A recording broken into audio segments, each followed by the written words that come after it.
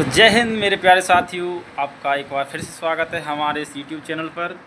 आज हम चर्चा करेंगे ऐसे विषय पर जिसके लिए आप तैयारी कर रहे हैं। आप बार बार एक ही क्वेश्चन रहता है कि हम तैयारी तो कर रहे हैं, हमारी मेहनत भी ठीक है, और लेकिन हमारे मॉक टेस्ट में नंबर नहीं बढ़ रहे।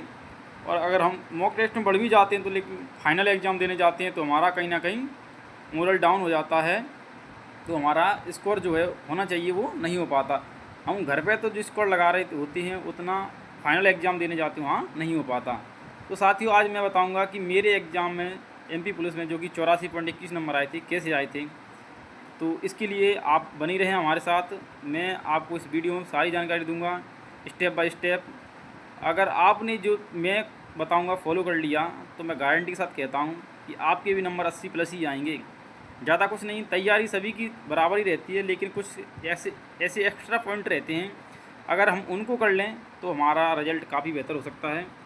जो कि एग्ज़ाम का जो अभी होने वाला था 30 तारीख को, लेकिन मुझे लगता है कहीं ना कहीं ये एग्ज़ाम आगे बढ़ेगा, क्योंकि अभी तक अगर होना होता तो एग्ज़ाम डेट आ चुकी होती, आपके एडमिट कार्ड आ चुके होते।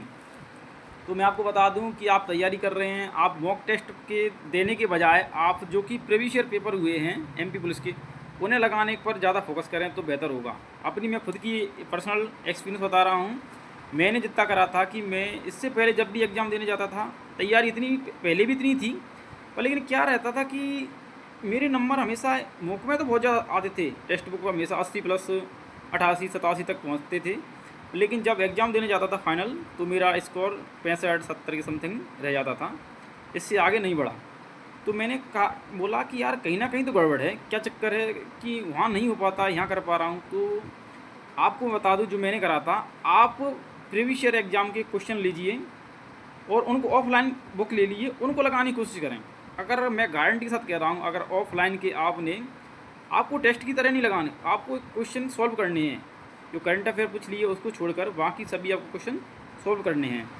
अगर आप सॉल्व करते जाओगे, जैसे ही आप 10 से 15 अगर पेपर सॉल्व कर लोगे ना, तो आपका मोरल इतना हाई हो जाएगा। और मैं गारंटी के साथ कहता हूँ कि आपने अगर 30 पेपर लगा लिए बुक से, उनको लगाने का भी एक तरीका है, वो आगे मैं वीडियो बनाऊँगा, उसमें बताऊँगा कैसे लगाए जाते हैं।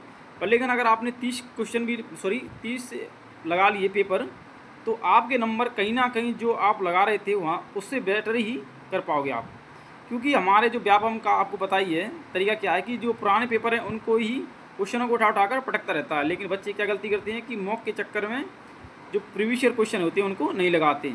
लेकिन अगर आप प्रीवियस ईयर लगाओगे तो मेक श्योर कि जो आप करने जाओगे, हाँ पाओगे कि जो ये क्वेश्चन तो मैंने करा है, आपको पहले से हुआ क्वेश्चन आपने कर चुके हैं, सारे तरीका वही रहते हैं, लेकिन संख्याएं चेंज होंगी, बस तरीका वही मिलेगा। तो आपको मैं बता दूं कि आप प्रीवियस ईयर पर ध्यान दें।